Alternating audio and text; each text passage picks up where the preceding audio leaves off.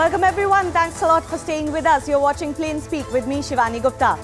A review report from the UK is making headlines in India because while it talks of the threat that UK and its people face, especially from radicalization, it has more or less confirmed the K2 threat that exists for India, in India and overseas.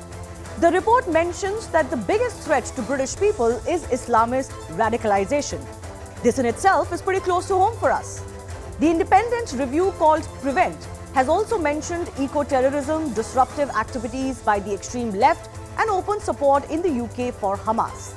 The review was commissioned by Preeti Patel when she was Home Secretary, and current Home Secretary Suella Braverman has accepted all the recommendations. Now, what does this report say for us that is key for us in India? The report warns that pro-Khalistan extremism is developing among the UK Sikh communities, and these groups are spreading false narratives about the UK and the Indian governments. The report also explains how rhetoric from Pakistan is impacting UK Muslim communities when it comes to inflaming anti-India sentiment, particularly around the subject of Kashmir. Has this report then more or less reconfirmed the K2 threat that persists for India, especially from outside of its borders? And can India use this report to rally more support in times to come on issues of Khalistan and Kashmir with other governments? We'll take those questions to our guests in just a bit. But first, these are some of the 10 most important notes as far as this report is concerned. So this report reviews UK's anti-terror strategies. It mentions Islamist terrorism and extremism as a primary threat, the most important threat that it faces. It says that consistently Islamist terror is accounting for majority of terror threats on its land. 80% terror probes are pertaining to Islamists, 10% are right-wings. We are discussing the UK report that highlights Islamic radicalization and the larger terror threat for UK. But why is this report important for us? Let me break down what it says on Kashmir, for example. It says Pak rhetoric is inflaming anti-India hate about Kashmir in UK. Pak clerics with a following in the UK call for violence in Kashmir. UK Islamists significantly are interested in the Kashmir issue. They seek to exploit the Kashmir issue in the future. And it also mentions how terror convicts in the UK have fought in Kashmir in the past and how several terrorists from Kashmir have joined the Al-Qaeda, which is the global terror network. Here is also what it highlights on pro-Khalistan movements in the UK. It says pro-Khalistan extremism is coming from UK Sikh communities. UK's Khalistani groups are spreading false narratives. These false narratives are being spread about both the UK and the Indian governments. They spread misinformation on repression by the state. They narrate and glorify pro-Khalistani violence in India. The narratives also praise pro-Khalistani violence, and of course they are against Indians, predominantly Hindus, overseas as well. Let's open this up to the guests joining us. Let me first go across to Kuldeep Shekhawat, who's director, MATV. Adit Kothari is founder, Indic Society. Majid Haidri, senior journalist, is also joining us. And with us is Ramneek Singh Maan, who's also an analyst, political analyst in the country. I do thank all of you for staying with us and for your patience. The Prime Minister was speaking earlier.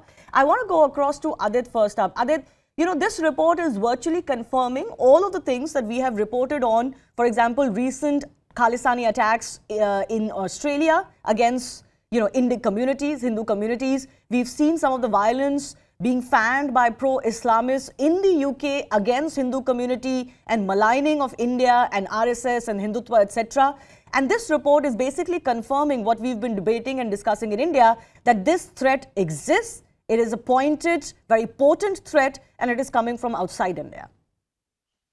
Absolutely spot on. I mean, it completely vindicates everything that the British Indian and the British Hindu diaspora have been saying for a very, very long time. It completely vindicates everything that the Indian governments for generations have been asking the West to introspect and, control this particular monster that has now grown into a Frankenstein.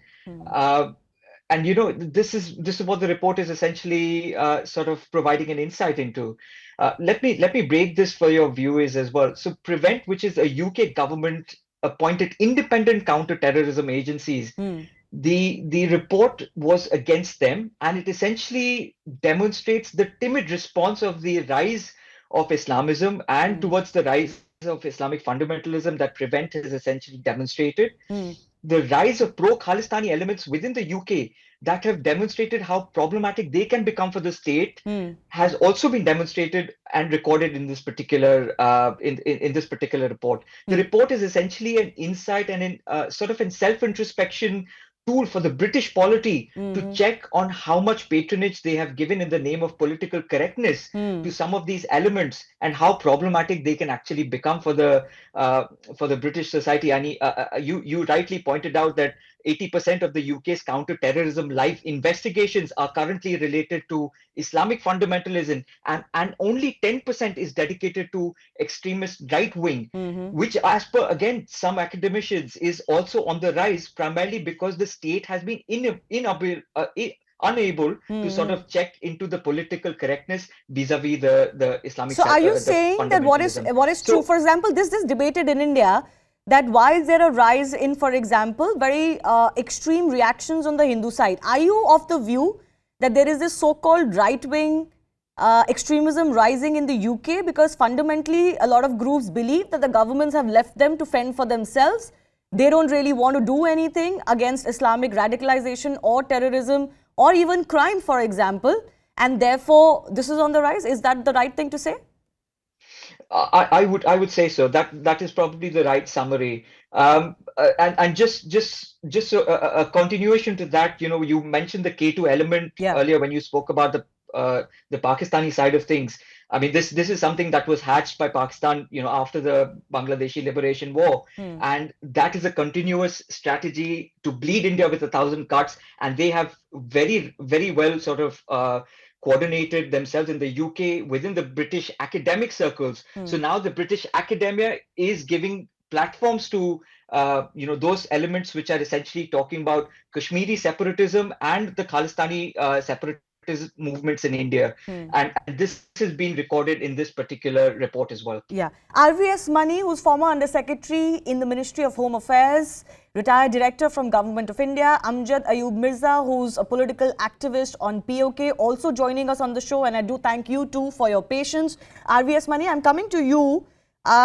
This Kashmir threat, how Pakistan narratives are funneling into the UK, which is not a surprise for us. Both India and Pakistan have large diaspora in the UK. But that population in the UK is being made anti-India, and hatred towards India is being spread using the issue of Kashmir. How do you read that? See, Pakistan has a lot of stronger footholds. For example, there is a Pakistan Islamic Academy in Stockport Road, London. I have lived there in Stockport Road, Manchester. I have lived there in Manchester. All around the Manchester, the suburbs of Cheetham Hill, the Cromsall, the Oldham, everywhere, huge Mirpur, Khasi, Pakistani, POK residents have been able to settle there and get their footholds, and they are a huge lobby. There's a vote bank. That no wonder that Jack Straw made out a BBC documentary. There's a reason for that. There's an audience for that. But the false narrative has been happening, and till 2000 Act of Counter-Terrorism of UK did provoke about that. Section 58 talks about holding propaganda material, etc., etc. We studied that when we wanted to review our Counter-Terrorism Act. Notwithstanding that, nothing has been done for the last 22 years. I don't know why. And now, because now it has started biting their own hands, the UK, see, basically, this is in existence and this is in the knowledge of the government, whether it is the K1, the K2, the Khalistani extremism militancy being supported there, not only being bred there, it is being fanned out there. All these things are happening in UK, but now it has started too much. The Leicester riots and the repeated demonstration, the violence and the Aldwych Indian High Commission and all that, repeatedly on every important occasion, these are all happening. Now it has started biting their own hands. And not only that, even in the farmer strike 2 years back against the farm laws, the British Prime Minister, then Boris Johnson, had lent support. He very openly said that the British government, but only recently, after he lost his job, Now the economy, basically Pakistani diaspora living there do not work out on any skills and all that. They are into violence. We are very forthright. They are into maximum. So, for example, the ISIS recruits the last year, 10 of the ISIS recruits went for returnees from Syria were Pakistanis. Yeah. And 2011 also, 2021 also, there were 3 terrorist attacks. All of them were Islamic attacks. So this is becoming terrorism, and Islam 80%, as you said, is right. But Khalistani also is being taken as a corollary to the Islamic terrorism. Absolutely. And we've known that in India, isn't it, for a while. Ramneek Maan is also joining us. Ramneek Maan, Right. this collective threat of the Kashmir issue, which obviously has been burning since the abrogation of Article 370 as well. Overseas, in India, it doesn't find that much resonance except in pockets. But fundamentally, the rage over the abrogation comes from foreign soil. And we've seen some Twitter trends, etc., being trending as well. And then combined to that is the Khalistani threat. Now, the Khalistani threat very much exists in India too, and it gets a lot of its muster from overseas as well. Do you believe going forward this is the biggest fundamental threat for India too? See, Shivani, I think the West has taken a little too long to realize the concoction of the Khalistanis and the Islamic extremists can actually cause a lot of damage to their society. Let's understand the background of Pakistan. Pakistan is the brainchild of the West. They are the ones who planned and executed the existence of Pakistan. As a matter of fact, Pakistan is staying afloat despite of all its problems and troubles and turmoil within, just because of the support of the West. That is one. Number two, now when you talk about the turmoil that exists in India, let's say the Khalistani factor or the Kashmir, which is the larger design, a part of the K2 of the Pakistani ISI. Now the Khalistanis and the Pakistani ISI have realized that Sikhs in India are an expendable commodity. They can be killed, and they are trying to create a divide between the Hindus and Sikhs overseas. So that is a larger plan, and that's why you see a spree of attacks on the Hindu temples, whether it is in Australia, whether it's in Canada, and that might actually go forward in different parts of the world. But yes, that is one thing which the local governments overseas need to really check. But the larger design, once again, I would reiterate, is to divide the peace and harmony and the love and apathy between the Sikhs and the Hindu community within India, isolate Sikhs, and considering Sikhs as an expendable commodity. If Sikhs die in India, it's their benefit, it's in their favor. And this is something which the Khalistanis or the people who've been misled into believing that there can ever be a Khalistan on Indian soil, it could never exist. So these people need to realize before they start getting their youth, their young people and young boys and girls killed the way the Islamist terrorists have got the Muslim youth killed over the world. This realization needs to come. Yeah, why has this realization come so late is frankly a question that some of our guests have alluded to. It's basically political correctness that has kept a lot of countries from acting on these threats, even though they were in their face. But going forward, Kuldeep Shekhawat, since you're joining us from London, I want to understand from you, do you really believe that there's a change of heart and a change of will as far as the UK government is concerned, that they will actually act on these threats, their funding, their presence, etc.? Or is this something that is still on paper? We'll wait and see whether it's ever really acted upon. Shivani, the cat is out of the bag. Simple as that. This was a hidden fact. British authorities never accepted this fact that there was an Islamist problem in the United Kingdom. We had been telling them, I live in London, I do meet politicians, and I've been telling them this is the biggest threat which is going to be very difficult for United Kingdom, but they were not agreeing to me. Suddenly, thanks to Preeti Patel and thanks to Williamson, Commissioner Williamson report, has opened the entire Pandora's box. It has come clean that what is happening in United Kingdom and what has been the cause of all the trouble in the United Kingdom. It's not Indian diaspora who is responsible for anything. It is the Khalistani element, and some of my friends were trying to mention this story, but actually the Khalistani elements have come into play because of ISI. We know. So it is Pakistan behind the back of everything.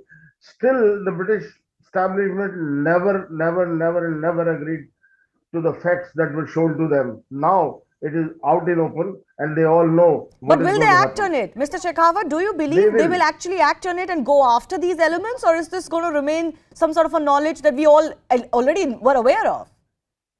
Sohela Brahman has given a clear indication that she has got 34 recommendations and she is going to go after all of them, and she completely agrees with the report. That is what she has assured everybody, and it's out in open that things will move in right direction as far as Indian community is concerned. Indian community has tried to fight it out. Indian community has tried to impress upon them. Indian community has tried to tell them. Indian community has time and again stressed upon this point that there is a problem, but it was not agreed on. But now hope to see a change in the United Kingdom's attitude. Yeah. Ultimately, what happens is when you have so much anti-India hate being spread, Majid Hydari in UK, Australia, any of these countries, anti-India hate on the issue of Kashmir, anti-India hate on the issue of Khalistan. You know, ultimately who the victim is for the violence that happens either in India or in these countries, it's basically Hindus. Finally, will you accept that there is an agenda from whatever sources, whether you want to accept it or not, but there is an agenda that everybody is waking up to, which ultimately makes Hindus the target? So this whole narrative that somehow Hindus are the aggressors, which was sought to be built, is factually incorrect.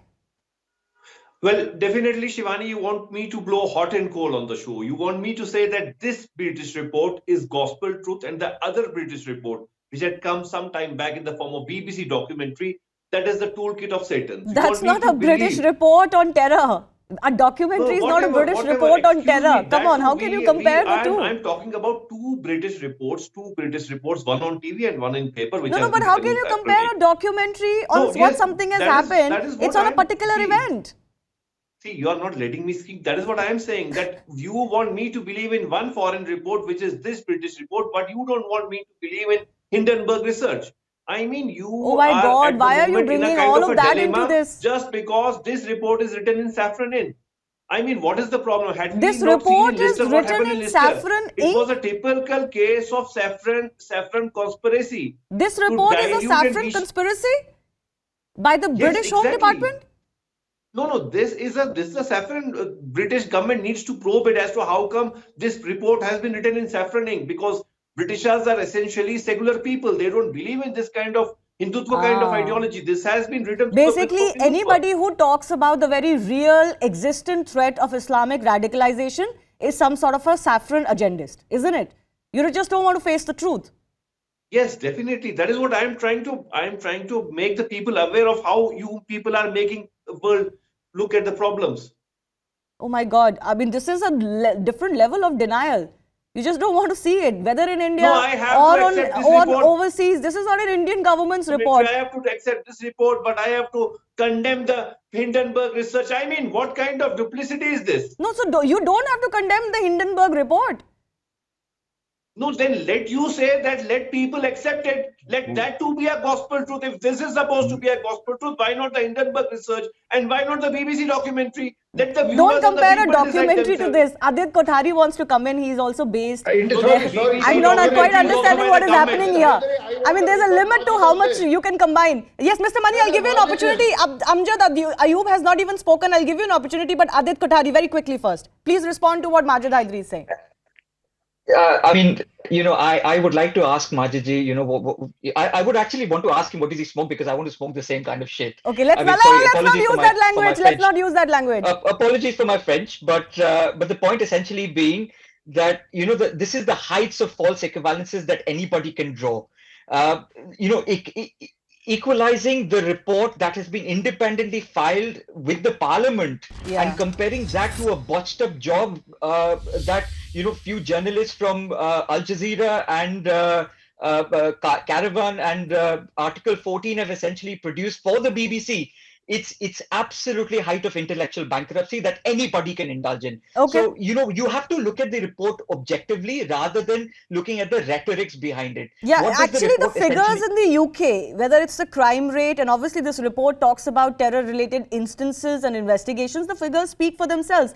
You don't want to believe anything else, at least believe the figures. But Amjad Ayub, I'm coming to you. My fundamental focus today also is, how can India, for example, use this report to rally some of the foreign government's support on both these issues of anti-India hate on the issue of Kashmir and anti-India narratives on the issue of Khalistan? Do you think this report will help India globally?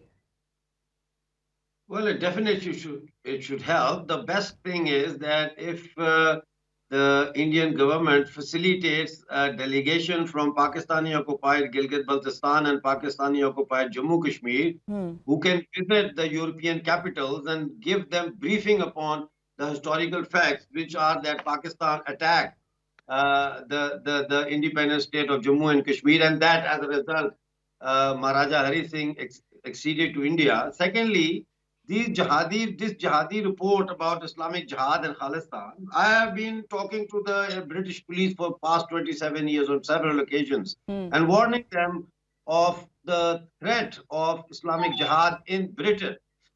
Now, we have to understand that Islamic Jihad and the British deep state go hand in glove because of the Afghan Jihad. The British and the American CIA nurtured the jihadis, nurtured this narrative, which was then shifted towards from Afghanistan to Kashmir.